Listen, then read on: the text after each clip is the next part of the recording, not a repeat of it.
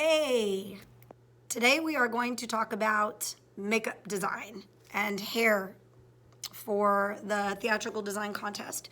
And I'm going to focus more on basically an overview of how to approach the project itself and give you a few resources to really get started. First and foremost, make sure you have the script. I was able to purchase the scripts on Amazon used.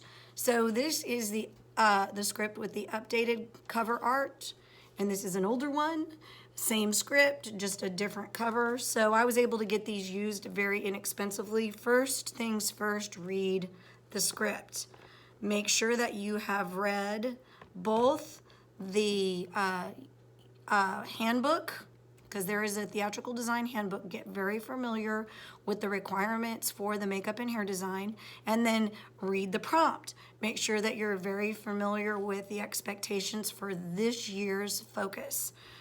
Then once you have got a very clear idea of the script, the themes, how you need to approach this design process, you can get started on the artistic side of things.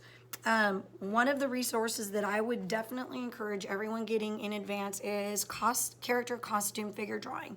Again, I purchased this used off Amazon. It was recommended to me by other theatrical design teachers, and it is invaluable. A lot of times students struggle drawing faces, and even though this is says character costume, there is a whole section that is very specific to helping students get the correct proportions and be able to draw a good looking face. So definitely a must have. Another thing this year with the concerns about COVID and sanitation, I purchased this theatrical makeup kit from the costumer, and these last year were $68. The nice thing about this kit is it comes with some things for special effects makeup, including some spirit gum remover, a couple different contouring, highlighting kits. It came with several different pencils, nose and scar wax. It was a really good kit for the price. So they had those in the different colors for the different complexions, and that last year was a really good buy. It even had a little bit of liquid latex. Having those things in there for this year, especially when we're considering that we are designing Don Quixote, I felt like it would be a really good kit for everybody to pick up. Again, wasn't super expensive, and with COVID, if there's a time to justify the purchase of some new makeup with your administration, this is definitely the year.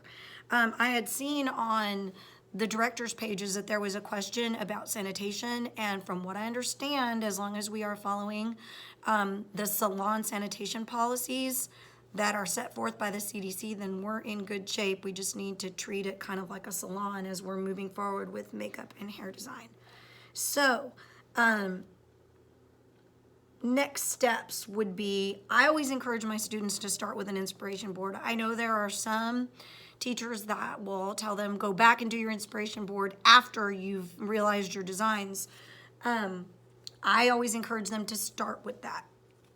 And so one of the things that everybody needs to be mindful of as they begin their inspiration boards, especially for makeup and hair, is a lot of times we get these really cool ideas and this really cool concept, but we don't always include enough pictures of the hair and the makeup for hair and makeup design. So I've been careful to make sure that, yes, the ideas for the concept are there and some of the artistic inspiration is there, but be sure that you are including the hair and makeups that are the looks, that are the inspiration for the subsequent designs that you're going to create and realize on your actors. So make sure that it's really obvious to your judge that here are faces and hair and accessories that really help create that look that has inspired my design choices. I talked a lot in the initial the initial segment about deciding, can you draw? And I promised you that I would give you some of those resources if drawing is not 100% your forte. If you're not just an amazingly talented artist. The first one was this. And the next one is a way to kind of overcome, because faces are tricky. They are not easy. Okay, I have a student who's in the process of beginning her renderings for design, and she took a picture of her model actor, and she is tracing his features onto some tracing paper, and then she will just transfer that drawing onto her sketch paper for her actual rendering. Prisma colors, colored pencils, Prisma colored pencils are the best. They blend the best. They have the nicest pigment. They look really good when you're coloring. They're just better than going to Walmart and buying Crayolas. Is there anything wrong with Walmart and Crayola? No. That's what I did my first year. We used whatever art supplies that we could find, that we had, that we could raid the elementary extra school supply room. We started that way, and it's perfectly okay. If you have the resources to buy the nicer colored pencils, you're going to find that your students just love them, and they come in an incredible variety. If you need to look back at what those look like, I have a picture of those in the costume design segment that should be on this workshop as well. Okay, I've got some examples of some renderings that were done freehand. And mind you, this girl was talented, but she wasn't just like a naturally crazy talented artist. And you can tell she took photos and she drew the faces to the best of her ability. And this was good enough. So these were her renderings that she created. And these are pre-mounting. These were just for digital scanning for submission for round 1. So these were incomplete because we didn't finish contest last year. So this is an example of, you don't have to be the most amazing, realistic drawer of faces to do a really good job. Then she applied these to an actor, and they ended up being very, very nice and very successful. So 2 examples of that. Now, again, I'm going to show you some boards that are ready for contest at the state level. So let's start with this here. This student is able to draw very, very well. So she took a picture of her actress, and then she drew her face from the picture. And as she prepared for submission and display at the state level, she added a little bit of decoration for her theme, which was marionettes. She decided to draw and make her actors and actresses look like marionettes. Again, I try to be very meticulous about the neatness of the swatches for the makeup, for the makeup legend. And one of the tricks I was taught is that once you apply, especially the powder makeup, it smears. It's really easy to mess it up. Cover it with a little bit of clear tape, and that will keep you from smudging makeups and eyeshadows and foundations, because those just have a tendency to get messy. My students know that neatness is paramount and professionalism is paramount, and that just makes the project look so much nicer. So here we have a rendering displayed with some of the theme tied in throughout, and then here are the realized applications for this particular character. One of the things that I learned over the years, I used to just take pictures in my classroom or in the library up against a green wall, and they were okay. But I learned over the years to go ahead and, if you do not have access to photography lighting, that your auditorium is fine. Carry the kids to the auditorium if you have one, and take the pictures up there against your curtains. Just get better lighting. It's nice if you have a really high quality camera. I have not had a really high quality camera until I was fortunate enough to have one donated this year. I've used my iPhone. At this point, the quality of the cameras on our phones are good enough to do what we need to do. So again, phones are also, they have a lot of filtering software on them that can actually apply makeup or beautify your model. That's a no-no. We want to see what you can do as an artist on a model with stage makeup. Like it's the real world, we can't filter our actors when we put them on stage. So that is something that you are not going to do, is use those makeup filters on your phone. So put real makeup on real people. Again, I'm going to show you, that was a fantastic or a fantasy version of a makeup. And this one is more realistic.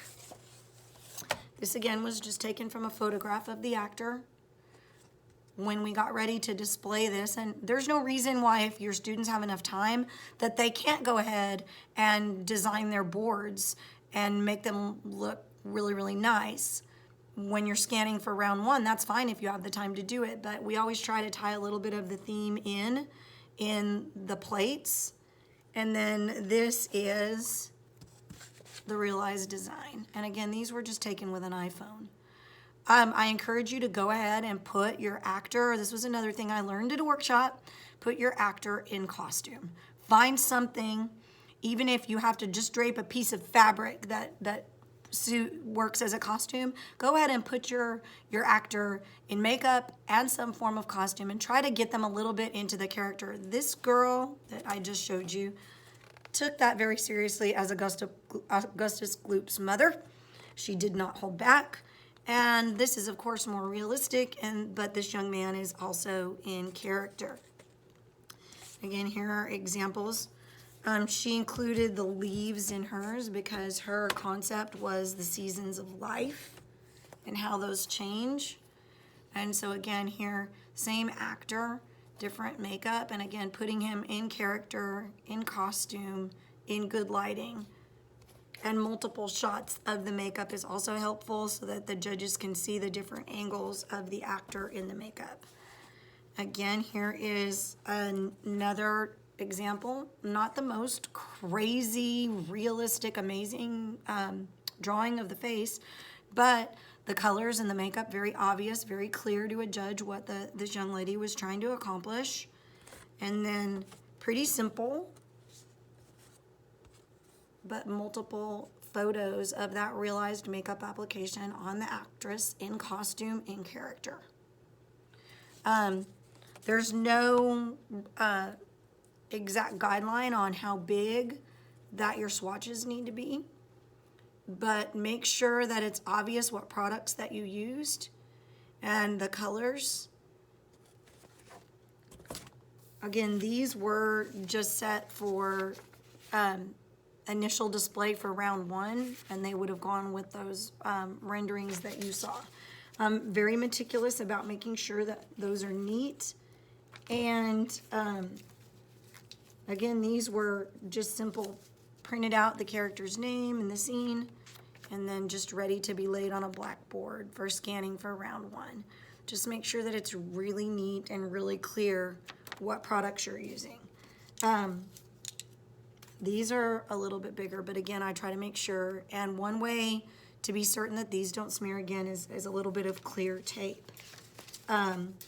If you are able to purchase photographic equipment, umbrellas and lights and a good camera, or even if you can't get a great camera, if you're able to buy like backdrops, I found that, and you'd think it's crazy expensive, but I actually found photography lighting setup for like 80 bucks on Amazon. It wasn't a whole lot of money, and it actually had a black backdrop, white backdrop, and a green screen backdrop. And right now I have that set up, and we're using it to light film stop action. So those can be useful in more than one area if you're small like me and you do a variety of different things. Also, it's nice to have those if you're making program pictures or posters for your shows and marketing.